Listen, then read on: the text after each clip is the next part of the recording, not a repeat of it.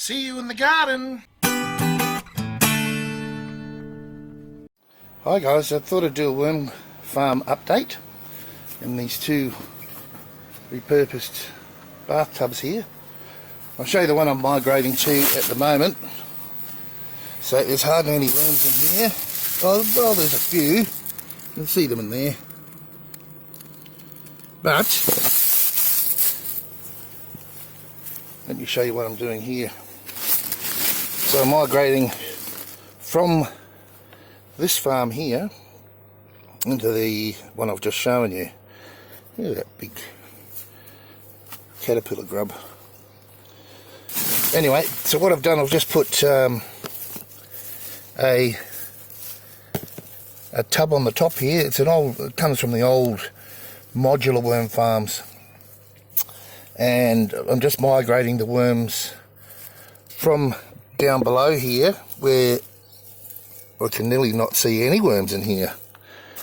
So they're all migrating from the bottom up into the top here, into this tub.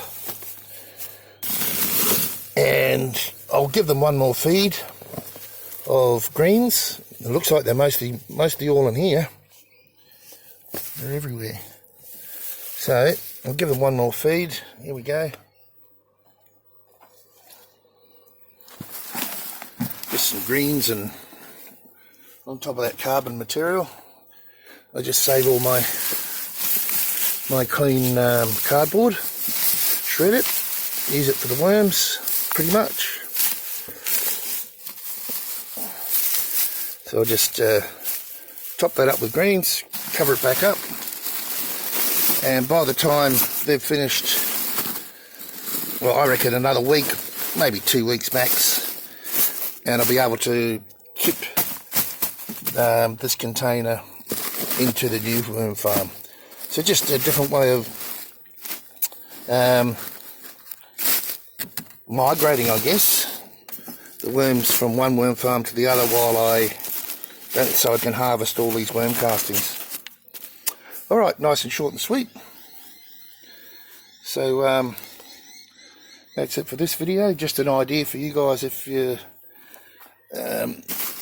well, it's just the way that I'm doing it anyway. So, and what I do as well, just because this is pretty shady here nearly all the time, but I just put a polystyrene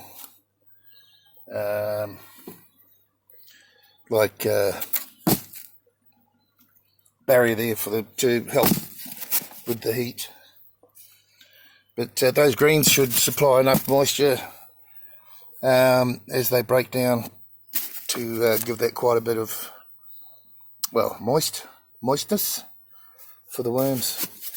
Alright, that's about it for that video. Might be a good tip for some of you guys. So the idea, of course, is to get nearly all the worms out of that worm farm into this worm farm, or as many as possible, and they can breed up again. Right, that's it. We'll see you later.